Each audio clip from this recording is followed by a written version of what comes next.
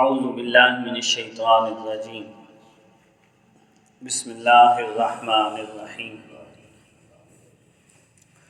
وقال الذین لا يعلمون لولا يكلمنا اللہ او تأتینا آیہ كذلك قال الذین من قبلهم مثل قولهم تشابہت قلوبهم قد بینا الآیات لقوم یوقنون انا ارسلناک بالحق بشیرا ونذیرا ولا تسأل عن اصحاب الجحیم صدق اللہ العظیم۔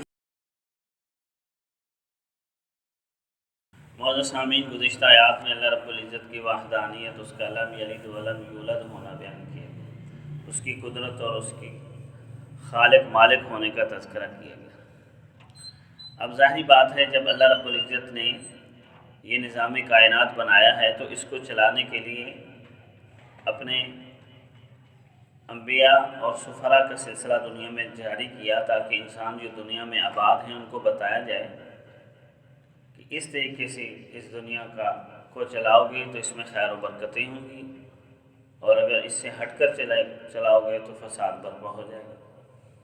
اب اللہ کا وہ پیغام اور اللہ کا وہ نظام انبیاء علیہ السلام کے واسطے سے انسانوں تک پہنچا ہے۔ اب اگر جن لوگوں نے انبیاء کی بات کو نہیں مانا، انبیاء پر جو اعتراضات کیے وہ یہاں ذکر کیے جا رہے ہیں۔ اب وہ کہتے ہیں خصوصاً مشرکین مکہ، جہلا جن کے پاس وحی کا علم تھا ہی نہیں، یہود و نصارہ کے پاس تو وحی کا علم تھا، اگرچہ اس میں انہوں نے تحریف کر دی اور نفسانی خواہشات کی پیروی میں لگ گئے۔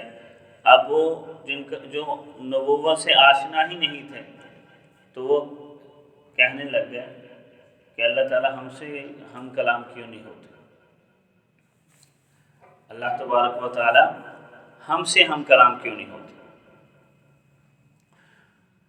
جس طرح نبی علیہ السلام سے مثال کے طور پر ہم کلام ہو رہے ہیں، تو گویا کہ ان جہلا کے نزدیک اللہ سے ہم کلام ہونے کے لیے صرف انسان ہونا کافی ہے، کوئی انسان ہونا کافی نہیں ہے۔ اللہ تعالیٰ سے ہم کلام ہونے کے لیے انسان کے اندر بہت زیادہ صفات کا ہونا ضروری ہے، جو عام انسانوں میں نہیں ہے۔ اور ایک بات اور بھی سمجھیں کہ اللہ تعالیٰ احکم الحاکمین ہے، یہاں عام بادشاہ کسی عام آدمی سے بات نہیں کرتا، تو احکم الحاکمین ہے، تو اس نے بھی اپنے لیے سفراء منتخب کیے ہوئے۔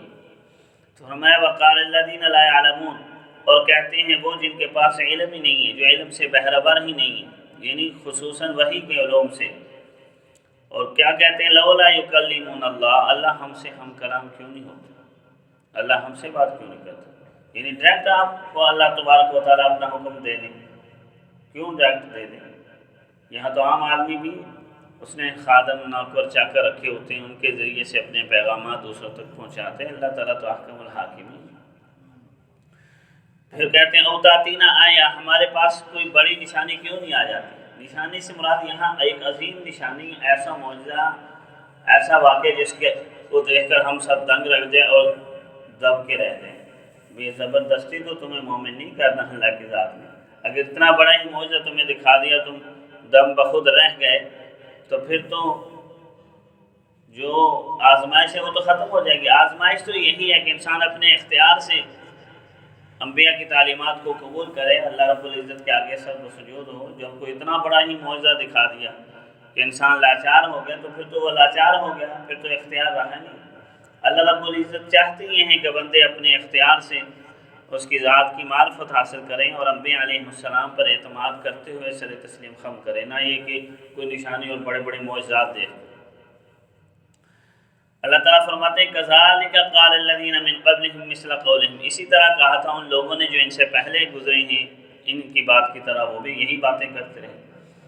تشابہت قلوبہم، گزشتہ کافروں کی اور ان کافروں کے، گزشتہ جہلا کے اور ان جہلا کے دل ملتے جلتے ہیں، جیسے یعنی وہ باتیں کرتے رہے وہی یہ باتیں کرتے ہیں۔ جو اعتراضات ان کے تھے کہ اللہ ہم سے ہم کلام کیوں نہیں ہوتے، آپ کو ہی کیوں نبی بنا دی، آپ ہمیں یہ معجزہ دیکھیں۔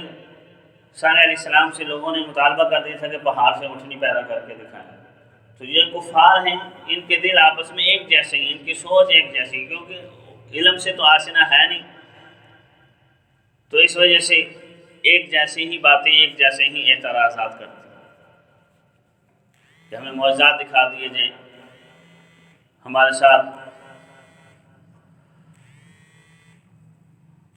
اللہ تبارک و تعالیٰ بلا واسطہ ہم کلام ہوں، بلکہ بنی اسرائیل نے تو یہ بھی مطالبہ کر دیا تھا ہم اللہ کی ذات کو دیکھنا ہی چاہتے ہیں، جب تک دیکھیں نہیں مانیں گے۔ تو پھر تو وہ اختیار ہی ختم ہو گیا، ایمان بالغیب کہاں رہا، انبیاء پر اعتماد کرتے ہوئے ایمان لانا مقصود ہوتا۔ تو اللہ رب العزت فرما رہے ہیں گزشتہ اور موجودہ سب ہر طرف ایک جیسے ہی۔ اور پھر فرمایا قد بینا الآیات لقوم یوقنون، ہم نے تو نشانیاں واضح کر دی ہیں، کھول دی ہیں ایسی قوم کے لیے جنہوں نے یقین کرنا ہے۔ یقین کرنے والوں کے لیے تو نشانیاں بڑی کھلی کھلی ہیں۔ نبی علیہ السلام کے آداب، آپ کا چلنا پھرنا، آپ کا بولنا، آپ کی گفتگو، آپ کی نشست و برخاست، یہی بڑی بڑی نشانیاں تھیں۔ آپ کے اندر اللہ رب العزت نے جو صفات رکھی اور آپ کو جو امت کی فکر عطا کی، انسانیت کی بھلائی اور خیر اور جو نصیحت انسانیت کو فرمائی، یہ بھی ایک بہت بڑی، آپ کا کلام، آپ کی تعلیمات ہی بڑی بڑی واضح نشانی ہے۔ ہم نے تو کھول دی ہیں یقین کرنے والوں کے لیے۔ اب جنہوں نے ماننا ہی نہیں ہے تو وہ صرف مادے کو دیکھتے ہیں کہ ایسے ہو جائے، زمین الٹی ہو جائے، سورج چاند اور ٹکڑے ہونے کا بھی مطالبہ کر دیا گیا تھا، تو وہ بھی دکھا دیا، تو کون سا مان لیا، اس سے بڑھ کر اور کیا دکھایا جائے۔ ظاہری معجزات بھی نبی علیہ السلام کو دیے گئے تھے، لیکن جنہوں نے نہیں مانا وہ ضد پر اڑے رہے۔ اصل تعلیمات جو ہوتی ہیں، یہ نبی کا جو کردار اور اخلاق حسنہ ہوتے ہیں، وہی نشانی ہوتی ہے حق سچ ہونے کی۔ نبی علیہ السلام کے دل میں بس اوقات یہ خیال آ جاتا تھا کہ چلو یہ جو مطالبہ کر رہے ہیں وہ ان کا مطالبہ پورا کر دیا جائے تو شاید یہ ایمان لے آئیں، اور آپ کے دل میں یہ خیال اسی وجہ سے آتا تھا کہ یہ جہنم سے بچ کر جنت میں جانے والے بن جائے، کسی طریقے سے مانے چلو جو یہ مطالبے کر رہے ہیں اللہ تعالیٰ وہی ان کے مطالبوں کے مطابق۔ تو اللہ رب العزت فرماتے ہیں نہیں، ہم نے آپ کو حقیقت دے کر بھیج دی۔ اب آپ دنیا کی چیزیں استعمال کرنی ہو انسان نے تو گھوم پھر کر اصل حقیقت ڈھونڈ ہی لیتا ہے۔ تو ہمارے نظام اور تربیت اور رنگ ڈھنگ سے جینے کے لیے، ایمانیات کے لیے بھی، دین کے لیے بھی تھوڑی سی فکر کر لیں تو ان کو حقیقت مل جائے گی، مجبور نہیں کرنا ان کو۔ ہاں، اب آپ خوشخبری بھی دے رہے ہیں اور ڈرا بھی رہے ہیں، خوشخبری ماننے والوں کے لیے کہ جو مان جائیں گے، ان تعلیمات کو اپنا لیں گے، اور ڈرایا جا رہا ہے انکار کرنے والوں کو۔ تو فرمایا انا ارسلناک بالحق بشیرا ونذیرا، بے شک ہم نے آپ کو حق کے ساتھ بھیج دیے، درا حال کہ آپ خوشخبری بھی دیتے ہیں اور ڈراتے بھی ہیں۔ یعنی جو ان تعلیمات کو، جو اس حقیقت کو اپنا لے گا، اس کے اوپر عمل پیرا ہوگا، سر تسلیم خم کرے گا، اس کے لیے جنت اور جنت کی آسائشات اور نعمتوں کی خوشخبری ہے۔ اور جو اس حقیقت کا انکار کرے گا، نہیں مانے گا، سر تسلیم خم نہیں کرے گا، تو ہمیں اس کو ڈرایا جا رہا ہے۔ اور نبی علیہ السلام کو مزید تسلی دی جا رہی کہ آپ کا کام پہنچا دینا ہے، باخبر کر دینا ہے، آگاہ کر دینا ہے۔ باقی اگر یہ نہیں مانتے تو اس کی آپ سے باز پرس نہیں ہوگی۔ وَلَا تُسْأَلُ عَنْ أَصْحَابِ الْجَحِيمِ، آپ سے جہنم والوں کے بارے میں نہیں پوچھا جائے گا کہ یہ جہنم میں کیوں چلے گئی، یہ باز پرس نہیں ہوگی۔ آپ سے یہ تو پوچھا جائے گا کہ آپ نے پیغام پہنچایا یا نہیں پہنچایا، یہ نہیں پوچھا جائے گا کہ انہوں نے قبول کیا یا نہیں کیا۔ اور اس سے ایک بات یہ بھی پتہ چلتی ہے کہ نبی علیہ السلام کو جب وہ مبعوث کیا گیا ہے حق کو دے کر، اور آپ لوگوں کو بتا بھی رہے ہیں اور خوشخبریاں بھی دے رہے ہیں، اب جو انکار کرے گا تو وہ جہنمی ہے۔ اسی وجہ سے اللہ تعالیٰ آگے فرما رہے ہیں کہ آپ سے جہنم والوں کے بارے میں پوچھ گچھ نہیں ہوگی کہ یہ کیوں جہنم میں چلے۔ آپ سے اتنا ہوگا کہ آپ نے پیغام پہنچایا یا نہیں پہنچایا، بس اپنا فریضہ ادا کرتے رہیں، ان کے مطالبات کی طرف کان نہ دھریں۔ اللہ رب العزت نے آپ کی ذات کے اندر، آپ کی صفات کے اندر، آپ کے اخلاق کے اندر، آپ کی تعلیمات کے اندر ہی واضح نشانیاں رکھی ہوئی ہیں، جنہوں نے ماننا ہے اسی کو دیکھ کر ہی ماننا ہے۔ اللہ رب العزت کی ذات میں نبی علیہ السلام کی عظمت کو پہچاننے اور رب تعالیٰ کی دی گئی تعلیمات کو اپنا کر اس پر عمل پیرا ہونے کی توفیق عطا فرمائے۔ وآخر دعوانا الحمدللہ رب العالمین۔